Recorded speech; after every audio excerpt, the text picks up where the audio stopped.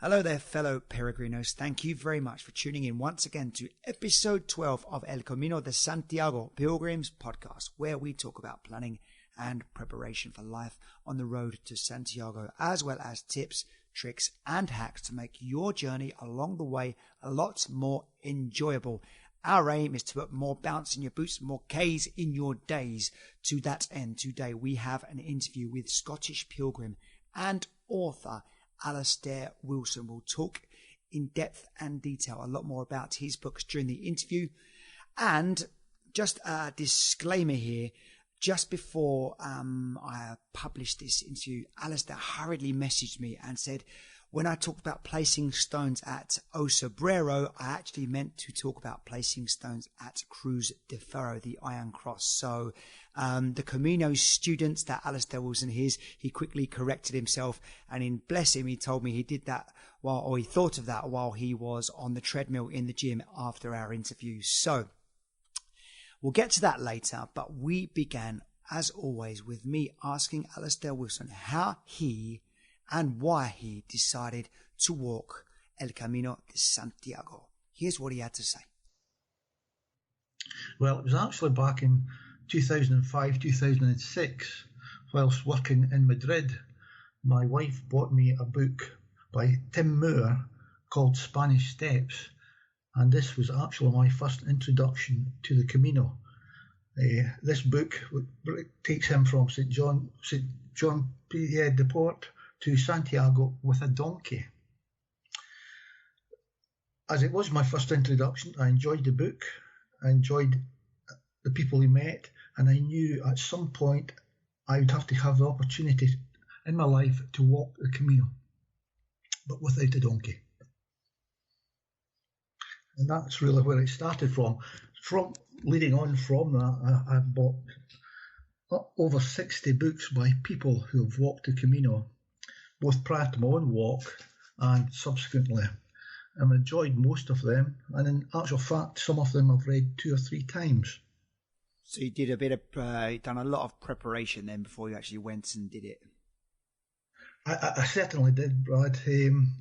I thought it was essential, both getting a real good feel for how others had tackled the Camino, and I certainly wanted to walk the full way with no taxis, buses, trains or anything to help me. Okay, so it was 2005, 2006, you're in Madrid, you was working, and your wife bought you the book, Spanish Steps by Tim Moore. I've read that book too, very entertaining.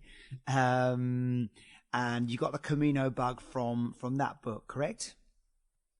Correct. Okay, yeah. So after getting the book in 2005, 2006, could you please tell us when you actually did walk the Camino? Yes, I set off on the 7th of May 2015, by which time I was retired from my work.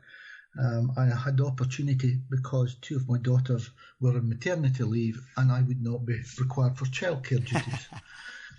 As soon as I found that out, I booked up my Camino journey, starting, as I said, on the 7th of May 2015, and I walked for 32 consecutive days to 7th of June 2015, when I arrived in the Santiago de Compostela after setting off from St. John Pied de Port. Okay, so for example, UK pilgrims, Scottish pilgrims in particular, could you just tell us how you made your way to the starting point? Yes, well, my wife carefully drove me to Glasgow Airport. I thought you were going to say your wife drove you to St. Jean Pied de Port for a minute. I was like, no, she's not. That's a driving wife. No, she's not that good a driver either. That's another story. So from Glasgow, I took my first ever Ryanair flight to one of London airports, where I caught another Ryanair flight out to Biarritz in southwest France. From Biarritz, I'd actually pre-booked a taxi by the name of Express Bourriquot, and this taxi was on a shared basis with 7 other pilgrims and only cost €18 each, 18. There was we had an American pilgrim on last week's podcast, and she used the same service, the Express Boycott, which is, like you said, the express service that runs from Biarritz. Is it Biarritz Airport or just? Yes, from the airport itself. Yes.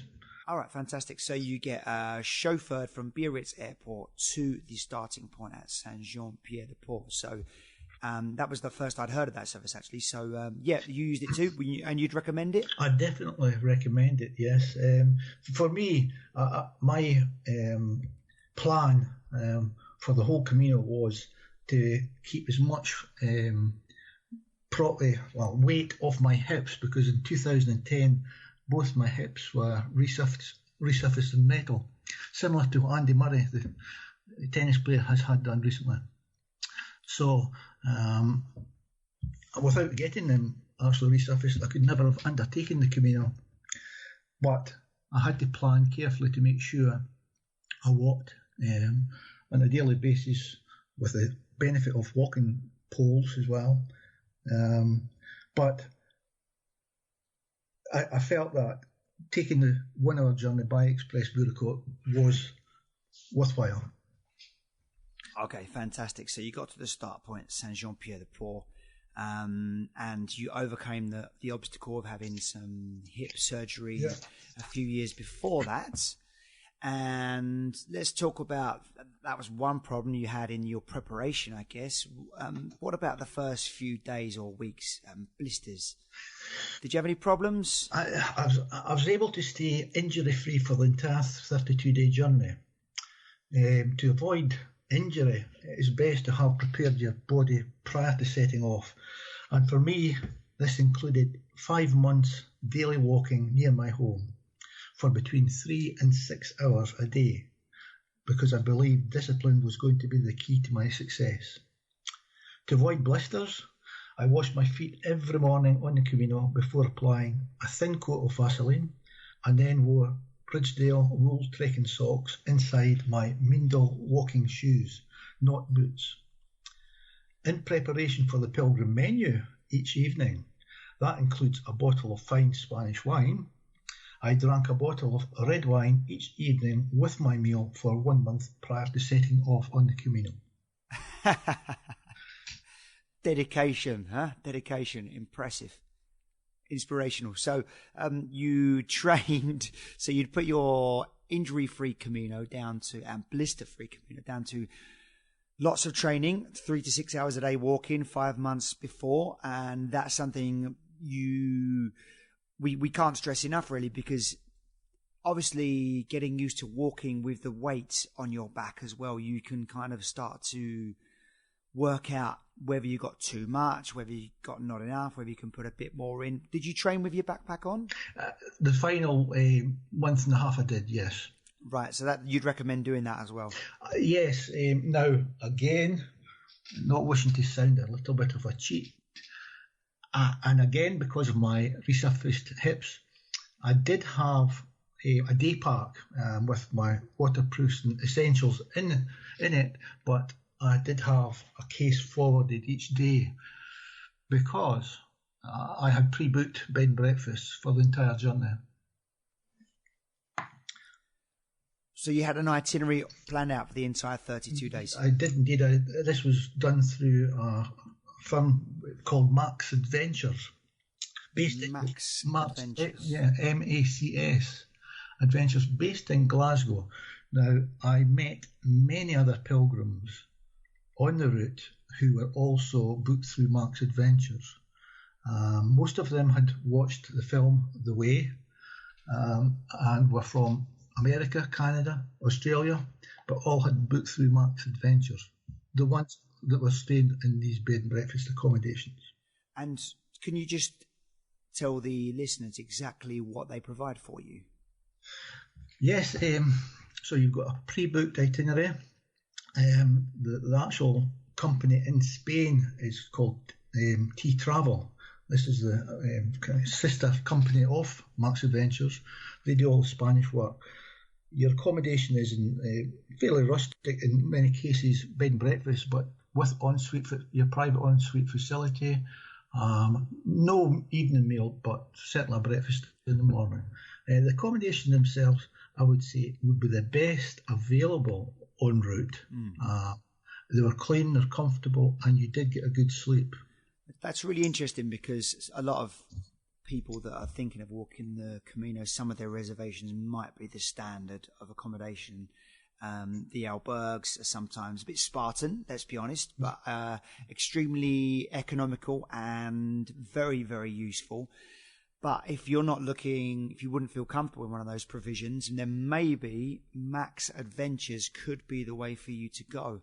And what was this? Sorry, you mentioned the Spanish sister company. T Travel. Key Travel. So okay. T-E-E Travel. They obviously are very active over there. I've also seen them with groups of pilgrims actually getting on and off buses, maybe walking through the village and then getting back on the other side. I did see that a few times, and it was T Travel that were leading them as well. Okay, so that could be interesting for those that are looking to stay in accommodation that's a little bit more comfortable and quiet than the normal albergues. I think so, and as I am retired and had been for a few years at that point, I thought I deserved that little bit of comfort. Why not? Yeah, why not? I mean, everyone's got to do what they feel comfortable doing, and I think when you're walking so far every day and your body is under so much stress, physically having that to look forward to at the end of the day, it can keep you going. So absolutely, and that's a good tip. So thank you very much for that. There's only, sorry, Brad. There's only one downside to that, which is you have got to reach your destination each day. You can't say, I want to reduce my walk. And in my case, a customised Max Adventures planned 40-day trip down to 32 walking days. Okay. So you can customise it as well to suit your own pace and time available. That's brilliant. That's a really, really good tip. And thanks for pointing out that, the disadvantage of doing that as well. Yeah, because for some people, it's definitely the flexibility and just kind of, laying your hat wherever you fall is quite attractive. The other one thing I would say about Max Adventures, they have got it in blocks of week duration, so you can actually do 1 or 2 weeks at a time and then go back a following year. Yeah, because obviously not everyone has the luxury of being able to take a month off work, so sounds like a really viable option for some pilgrims. So thanks for making us aware of that one. You said obviously you stayed injury free, which was amazing, and obviously to your credit for your training and preparation. Now, in this accommodation that Max Adventures and Key Travels provide, was it dorms you slept in? No, it's like individual bed breakfast.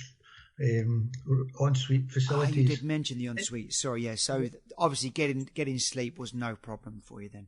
No, so some of these places only had maybe 6 rooms in them, but some of them, they were all clean. They were all good beds for sleeping in. So fantastic. Okay, let's get on to some practical matters. Like I said, we're going to talk about your book, your 2 books at the end. And also, I'd like to delve a little bit more into kind of what you got personally out of the journey, but just so we can give some tips and help to fellow peregrinos that are preparing to walk it or going back. Your kit list, was there one thing on your kit list you couldn't have done without? Definitely sun cream, good quality 50 factor sun cream. I enjoyed warm sunshine for the whole 32 days. So every part of my exposed body was I applied sun cream each morning to.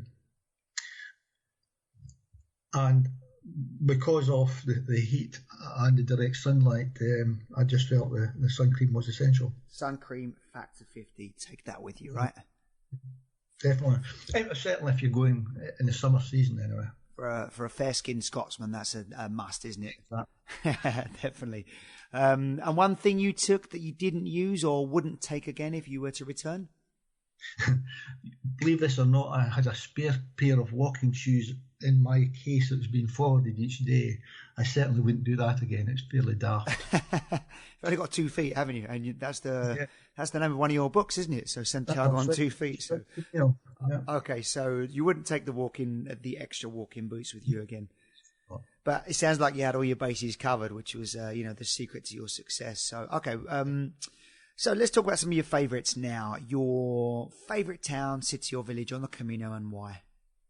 A place you'd recommend others visit. Well, Rabanal del Camino felt a very special small village up in the mountains. It was the one place that I was moved to tears, but I was as happy as I had ever been in my life. It just felt very special. It had a magical feeling about it. It was the actual place I stayed there was called Refugee Restaurante Rabanal del Camino. It was excellent food, great service, and I met a lot of pilgrims staying in albergues as well. Some that I'd met on day one at Biarritz. You keep bumping into them as you walk along, and I actually met a fellow pilgrim there that had borrowed €2 for me for a cigarette machine, and I had also bought him a beer in Roncesvalles after day one walking, which he paid back at Rabanal del Camino. So it's a very special place. And it's special just because it was like socially very integrating for everybody? Yes. Also, I was keeping a daily journal, which I do feel is essential, just to record the places you've been through, the people you meet, the weather, the conditions of the paths, etc. And I was actually updating my journal in the restaurant at the time when the Over the Sea to Sky played on bagpipes. So it's taken me back to my roots. So perhaps that's where the tears came from. So it touched a piece of your heart there. Yep. Okay, brilliant. So you'd recommend people visit Rabanal, and that is, if I'm not mistaken, it's on the way up to O Sobrero. If I'm correct, yes. It's the next day. So you leave Astorga and you arrive at Rabanal, and the next place after that would be Molina-Seca for your overnight stay. Right, okay, fantastic. So that's really useful for anyone listening and wanting to go there. So would you say that was your favourite albergue that you stayed in, or was there another favourite albergue? No, remember, it's the hotels here, Brad, hotel man. Oh, come on, give us the hotel then, it doesn't matter, yeah. The one that comes back to mind is the Hotel Real Monasterio de San Zilo in Carin de los Condes. This is a wonderful hotel that's been developed from an old monastery with a 4-star hotel. It's actually on the Camino path, which passes the original hotel facade. As you leave the village over the bridge on your left-hand side, you cannot miss it. It's an absolute incredible building. And could you just repeat the name of it, just so people can take notes? I will put a link to it on our Facebook page, but just for listeners, yeah. The full title is The Hotel Real Monasterio. Is that as in Real Madrid? Yes, correct. Monasterio. I could spell it Monasterio. De San San Zoilo, spelled Zoilo. My pronunciation might not be great, but that's absolutely perfect, because we'll just put a link to that. I'll find it online and I'll put a link to that on our Facebook page. So thank you very much, Ali. That's very, very kind of you. And you definitely recommend, for those that wanted to go pay a little bit more than the normal albergues, that's a good place to stay. Definitely, yes. Okay, so was there a place you didn't stop but wish you did? There certainly was. Hospital de Urbigo. It just again felt a magical place. I only stopped off for a shoe off and coffee break in this cafe where it had beautiful outside sitting area in a well-tended garden. And it's got the long Roman bridge as you go into it. Absolutely, and to walk across that too, over the cobblestones, you did feel history under your feet. Beautiful. So Hospital del Orbigo, definitely worth a visit as well. Yes, very much so. Okay, so if you were to walk the Camino again, is there something you'd do differently? Yes, I've got planned and booked up for May 2020. I'm heading back to walk from Astorga to Santiago de Compostela. I will carry my own belongings completely this time in my rucksack with no case forwarded on for me. I know now how to keep your clothes clean by washing them each evening, so I'll have a lot less clothing with me. I think planning how the type of clothes you take with you, easy drying, lightweight, is essential. Yes, it's quick drying kind of nylon, polyester material, yeah, rather than cotton or jeans, because that obviously, definitely. Yeah, shorts as well. I was in shorts the whole way, which I do again. But again, quick drying shorts, which you can buy in most of these outdoor shops, outdoor pursuit shops, outdoor sport shops. Brilliant. So you'd carry less, wouldn't have your suitcase forwarded, and you wouldn't have those spare boots either. No, definitely not.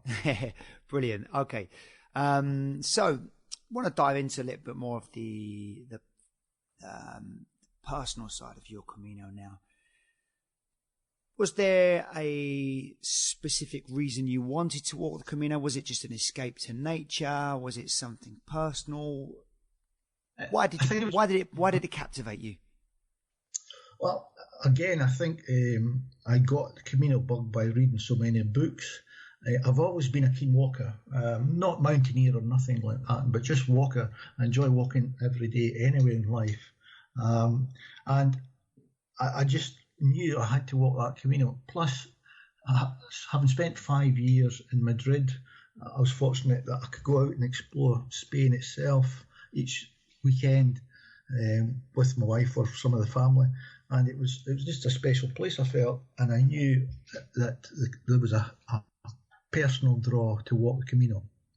And I'd have to say, having walked the Camino and spoken to people since returning, each and every day I think about the Camino at some point. It gets into you and doesn't seem to leave you. I would absolutely agree with that. Since the first step I took on the Camino in Saint-Jean-Pied-de-Port, it was like, I think within the first 2 minutes of walking through that town, I was thinking, this is the best decision I've ever made in my life. There is something magical about it. Maybe they say it could be the ley lines that they say go through the ground underneath you. It could be the Milky Way that they say kind of, stretches across the sky all the way west to Santiago or finished there. But the energy, the vibe seems to be very, very high. And then you combine that with the hiking high, the endorphins of walking every day, the exercise. It's something that just gets inside you. And like you say, you think about it every day. And so for you, you got the bug from reading the books. And you've obviously, you felt it was an itch you had to scratch. To go and maybe explore more of the country where you worked and got to know for 5 years. And while you're out on the road on the Camino, was there some insight, revelation, lesson, something that you thought, I'm going to change that. I'm going to do less of that. I'm going to do more of that. Something you felt like you wanted to do differently when you got home. One of the things I did enjoy on the Camino, which a lot of people will, is the basic way you're living, with no interruptions in your life. You're just walking, you're eating, you're sleeping, you're keeping yourself clean, and it's basics. It's like going back to basics. And what came back to me was a story about my wife's auntie, Jane from Biggar, who had 8 children to raise. And when my wife said to her, having no washing machines and tumble dryers in these days, she says, yes, Janet, but life was so much easier then. And the Camino was a bit like that. And that story came back to me as I walked the Camino, actually. I was walking via Angus del Paramo one morning with all these cars going past in each direction quite fast, and I just thought, with these people going to or from their work and the pressures they were under, whereas I was out walking the Camino, totally enjoying the experience. So just kind of going back to what we're born to do, really, isn't it? Absolutely. Look after ourselves. Be pleasant with everyone around you, both pilgrims and to the local Spanish people, and you'll enjoy yourself. Yeah, that's one of the most enjoyable things, I think, sometimes, is saying hello to the locals. Buen camino to your fellow peregrinos. It gives you an unreasonable amount of happiness, and I think it's just connecting with people and the sense of adventure. And I've always said that, I mean, obviously people now walking the Camino and everyone's on their phones as well, and I find it not without wanting to sound controversial, but I feel like it's a missed opportunity, because I understand people have friends and family that they want to keep in contact with, but do we need to be on our phones while we walk? It's just a question. I'm not a judgment. It's just a question, maybe something for us to consider, because like you say, the simplicity of it is one of the most beautiful things. And I say it's like, like sometimes your computer's not running very well or something, and you think, right, I need to get this running faster again, running optimally. And you do like you restore factory settings. And then all of a sudden you turn it back on, and it's wow, like it's brand new again. And I think a Camino is like that. We basically restore our factory settings, and once we've done it, once we've kind of come back from that Camino, it's like we're working optimally again, physically, mentally. And I find when you return to daily life, that the drudgery and that can sometimes slowly drain that energy from you. So it's about, trying to apply those lessons that you learn on the Camino, that way of life, the circadian rhythms, for example, waking up when the sun comes up, going to bed when the sun goes down. That is what we're designed to do, Ali, I think. And I'm just echoing your sentiments that's why I think it's so special. So just the simplicity and making life as simple as possible. Does it need to be complicated? Do we need a million apps on our phones? Do we need to be checking Instagram, Facebook, Twitter all the time? I'm personally thinking of having a month of no mobile next month, just to try it out, because every time I look at my mobile, I'm just like, I don't want this thing anymore. And what I loved about this chat with you was that when we were initially setting up the interview, that I said you'd be a really interesting, great person to interview, because you didn't have all this technology. You weren't connected in all these ways. And I love that. And I thought, yes. And I think you're definitely confirming for me that was the best thing. Obviously, if we've got friends and family that we want to check in with, it's no crime, nothing wrong to send a message or give a phone call at the end of the day. I just wonder if while we're walking, we need to be on our phones as well. But that's obviously, a personal preference. So, mine was all switched off during the walk. Yeah, mine too. Mine too. I think anyone going on the Camino, at least some days, walk on your own. That's what I'd say, and let your mind just be free. So you'd recommend a little bit of personal space and headspace to yourself. Okay. Yeah. So we talked about your favourite towns, favourite albergues. What about a favourite Spanish food or dish that you'd recommend people try? Well, the actual Camino meals, called the pilgrim menu of the day, were fairly basic each evening, but they were good. They were hearty. Most of the time, mine was an ensalada mixta, mixed salad, followed by chicken and chips, or something similar to that. It was good at the end of each day. Morcilla de Burgos is something special for me, and I did have it a couple of times, which is the Spanish black pudding sausage. It's excellent, but it's not to everyone's taste. And what was that? Sorry, it was Morcilla de Burgos. It's like a black pudding, Scottish black pudding, but it's Spanish. Okay, is that like as in the province Murcia? No, it's spelt a bit differently. It's possibly my pronunciation that's not so good. Okay, well, I'll look that up. Don't worry. I'm going to just write down something. Murcia is it de Burgos is in the place? Or? Yes, it is, because it's believed that that's where the best Murcia comes from. Okay, well, I will find that out, and I will put a link to that on our Facebook page. Like you say, it might not be to everyone's taste, but, for someone wanting to try something local and authentic. Correct. Okay, fantastic. So Murcia de Burgos. We'll put a link to that on our Facebook page, so you can try it as well when you get over there. All right. Yeah. Talking of Spanish and Spanish things, what would you say would be the most important word or phrase for a pilgrim to know? Buen camino. Buen camino. Absolutely.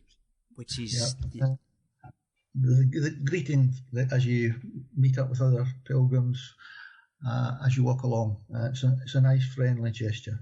And it always breaks the ice, doesn't it? It does indeed. And then you can develop from there if you wish or not. Okay, so Buen Camino, which is the Camino's version of Bon Voyage, enjoy your trip. Okay, so sounds like you had a great experience on the Camino, so much so that you wrote a couple of books about it, and we'll come to those just before we finish. But firstly, what would you say would be the hardest part of the Camino for you? What was the hardest part? Believe this or not, the hardest part was finishing the Camino, being finished, walking into Santiago de Compostela and knowing that the walking was over, meeting new people would soon be over, walking through totally new areas was going to be over. And I found that very difficult, especially the following morning when I woke up and I had to get walking on the Camino. It was very difficult. How did you deal with that when you got home? Well, I was straight back into family life when I got home. So it was after the first meal, I was back to being the dishwasher again. So I knew no, it was quite easy but at that point in time, we had 4 grandchildren. So we've now got 7, and that's why I'm going back to the Camino next year to Ocebrero to place some more stones there. Okay, beautiful. And any nice stories that you could tell the grandkids when you got home? Were they interested? Were they curious? Granddad's just going to walk 500 miles?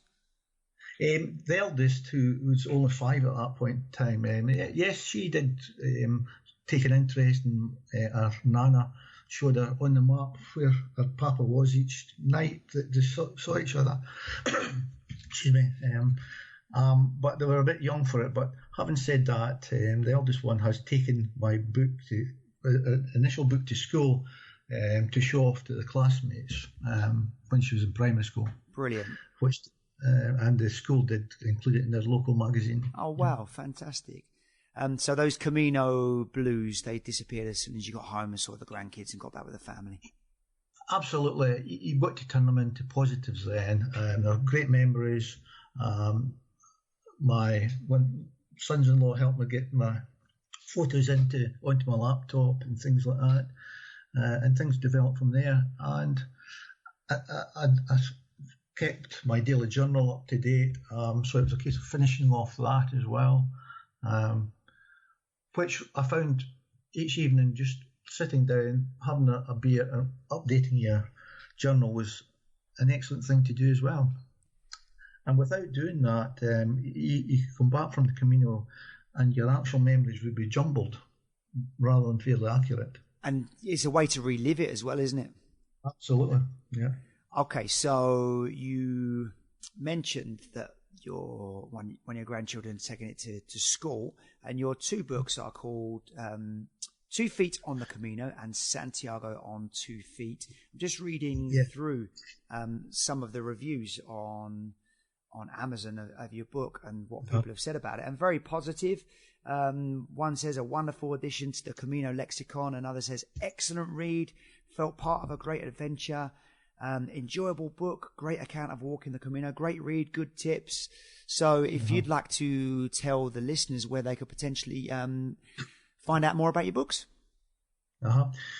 Well, both are available on Amazon, self-published. 2 Feet on the Camino is the original one. This has a lot of throwbacks to my career and earlier stories of my life that did present as I walked the Camino. But I hadn't thought about actually publishing a book. It was actually, I got my actual journal printed and gave it to people to read, and it's encouragement from them to go to publish. So 2 Feet on the Camino is the original, followed on by Santiago on 2 Feet, which is an abridged version. I've taken out a lot of the career stories, even though they had presented, and I've developed more of the walking each day and descriptions of the path and the places you go through and the people you meet. So Santiago on 2 Feet is a more edited version, and for me, whilst it's not got the reviews that 2 Feet on the Camino have, it has got on the .com site, Amazon.com site, because what you do see in the UK is the UK Amazon reviews only, not the USA, the Canadian, the Australian. I have tried to get Amazon to bring it all together, in one place, but they've not managed it yet. But I love reading back in some of the chapters of my book as well, and I have a lot of emails of encouragement, and I got a letter from an 84-year-old lady just last month who'd read my book and had difficulty finding my address, but she wanted to write to me, and she wrote a lovely letter to me about my book. What did the letter say? Just kind of, summarising. Well, she felt as though she was on the walk with me. She enjoyed the weather I got. She felt as though she was back in the sunshine. She used to live in Gran Canaria when she was a good deal younger in her life. She now lives in Scotland. And she felt as though she was walking the Camino with me at times and just want to get started each chapter every morning. And she tried to tie in a chapter with which is a day's walking in my book. It covers that day's walk, each chapter, and she just felt she wanted to read one chapter per day to get the feeling she was walking with me. Brilliant. So that was makes it all worthwhile when you get messages like that.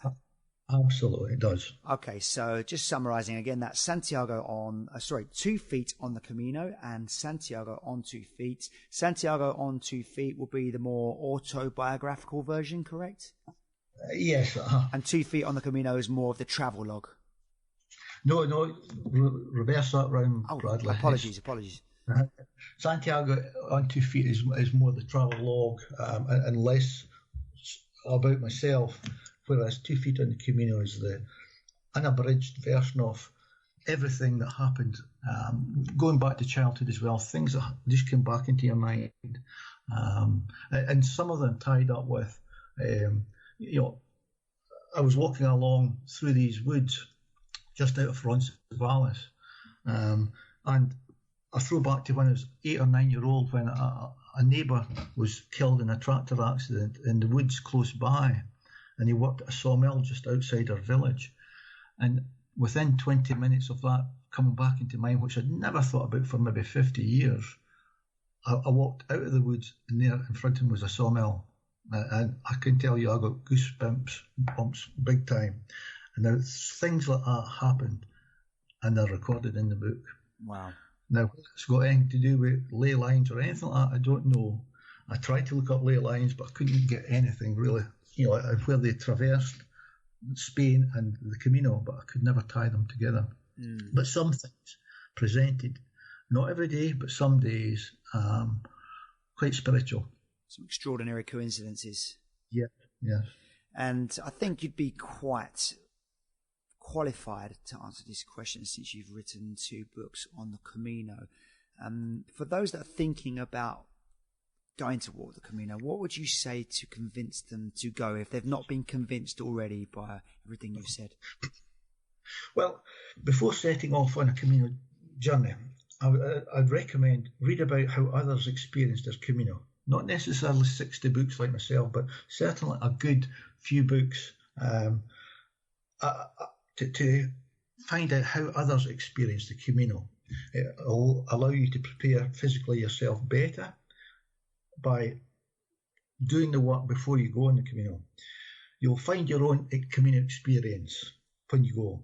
Walk some days on your own and be prepared. customize your own Camino to your own speed of walking and your daily distances that you wish to do. Look up the places that the Camino passes through, and you will get a feeling from them before you go.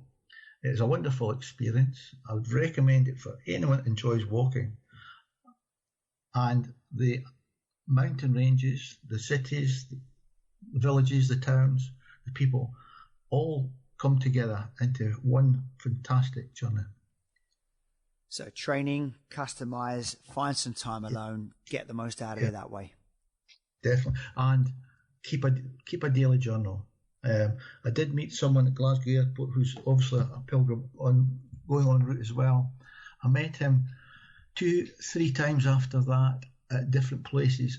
He said he had a notebook with him. He hadn't started keeping a note, and he felt really bad about it. I think a daily journal, just to keep some basic entries in, to tie up with your photos when you get back home, is a great thing to do. Okay, so that's great advice to someone that's going to walk it. Fantastic. Imagine, though, I'm saying to you, Ali, I'm saying I'm scared that I might not be safe. I don't know if my body can walk that far every day. What would you say to convince me to get over those fears? I would say that day one going over the Pyrenees is said to be the hardest. I was fortunate. I got great sunshine the whole way over. The views were spectacular. And by walking at your own pace, meeting up with other people, speaking to them, you become part of the Camino. And every 2 hours or so, try and sit down, take shoes off, have a rest, have a coffee in the mornings, or have a drink of orange juice or something in the afternoon. No alcohol whilst you're walking. Keep that to night time. But it's just a wonderful thing to do. And I think as long as you've got the right gear, shoes and socks and your walking poles, I think, are quite essential for most people. You will enjoy it. You will enjoy it. There's so much to see and you're actually walking in footsteps of people who've done it over 1,000 years ago on the same routes. So what you're saying is, once you do start walking, there's so many amazing things to distract you from your fears and your reservations that all just disappear. Absolutely.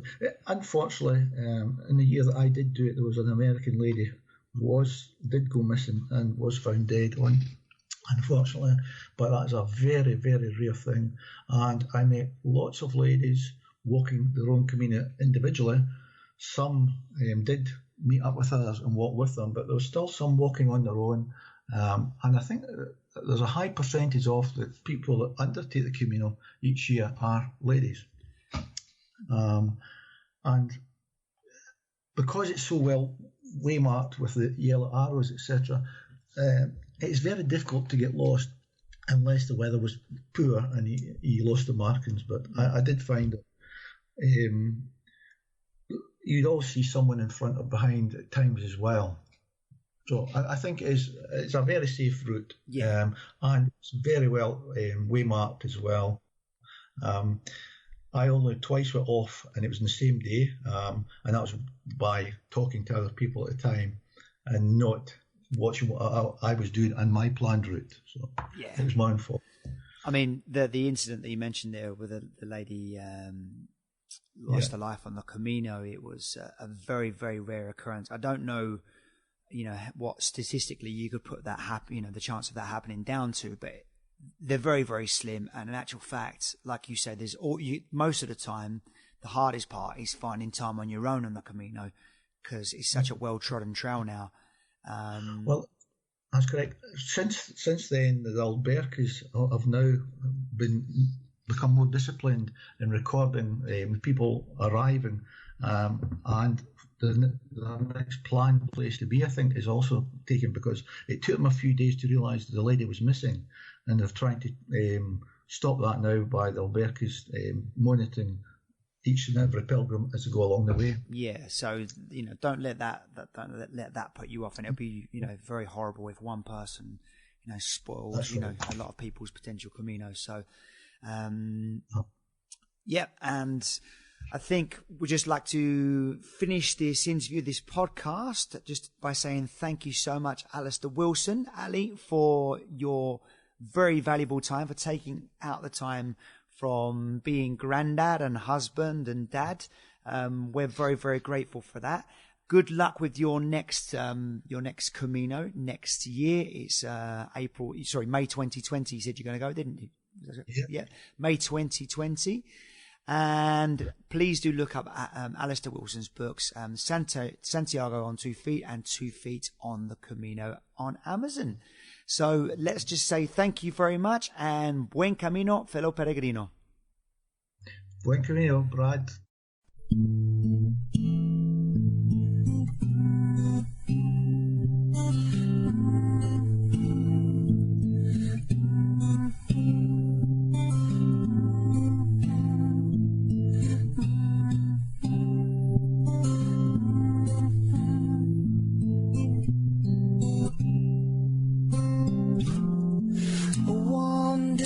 Wanderer, life adventurer, said he's a secret philosopher. He's a wandering wanderer.